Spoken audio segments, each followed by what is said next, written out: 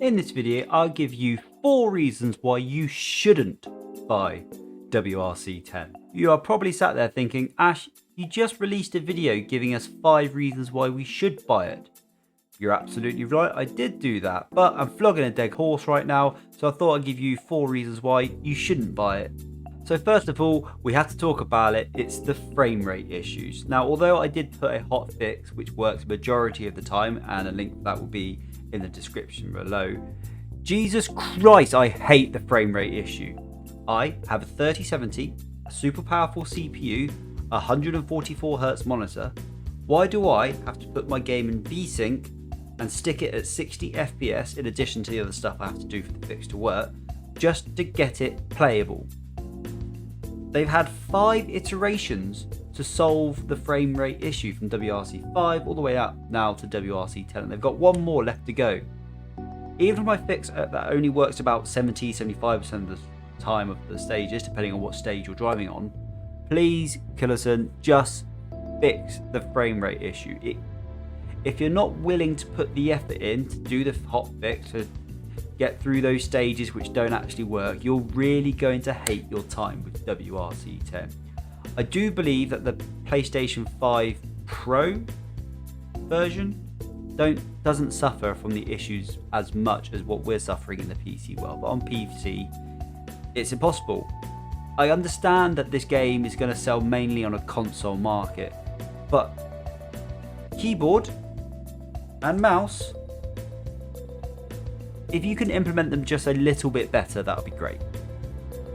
For example, in the photo mode, you can't really change camera using the keyboard. It suggests you use the wheel, but to do that, instead of using one of the buttons or anything like that, you have to physically turn the wheel, and then you have to hold down a button, but then it reverts back to standard. It mind boggles why it does that. Anyway, I could talk about the frame rate issues to death, so let's move on, shall we? Issue number 2, graphics, and in particular the car models. Now, this isn't a deep dive into the car models, although the anniversary mode in particular is pretty bad. If you wanted that, go see Sim Racing Design videos. He does a 30-minute deep dive into all the graphical issues with the game. I'm not going to do that because I don't really have the knowledge to do that. I just know what looks good and what doesn't look good. Jesus Christ, the Audi Quattro looks like a larder that's been drawn by a 7-year-old in crayon. It beggars belief how they managed to make such a mistake on the infamous Audi Quattro. Never mind about Johnny A7 drawing in crayon using his car models, why does everything have to be so dark? I have to use bonnet cam, or hood cam for the Americans amongst you, just to see where I'm going at night. I understand fully that you want to make the player sit up and pay attention when the stages are at night, because it is a lot more difficult, it is a lot trickier. Okay, you want to get that sense of I can't actually see everything. But holy cow, it's so dark, and putting the monitor up on a higher brightness doesn't seem to fix it. You don't have a brightness setting in the actual graphics UI. Why do you not have a slider? That's like gaming 101, have a slider. Now, in the right setting, on the right stages, it does and can look exceptionally good, but it's so few and far between that at times it just seems a bit cartoonish, the graphics. Now, I quite like the way it looks, I kind of like the colour palette, okay, and when I'm in with a stage, I'm not looking too much at the scenery, as it were, but yeah, it's not great. Now, the third reason why you shouldn't get this game is, well, WRC 9. Almost all the good stuff I mentioned in my previous video, minus the anniversary mode, is stuff that is already available in the older title. So if you're thinking, I might get WRC 10, but it's about 50 quid on the store or in the shop, you could just go and buy WRC 9 and get about 90% of the gaming experience. The career mode is pretty much the same. There are a few tweaks here and there. You don't have the personal livery mode, but the stages, 75% of them, let's say, over 100 odd stages, are the same as they are in WRC 10, but the changes they've made to this game compared to the last one is not significant.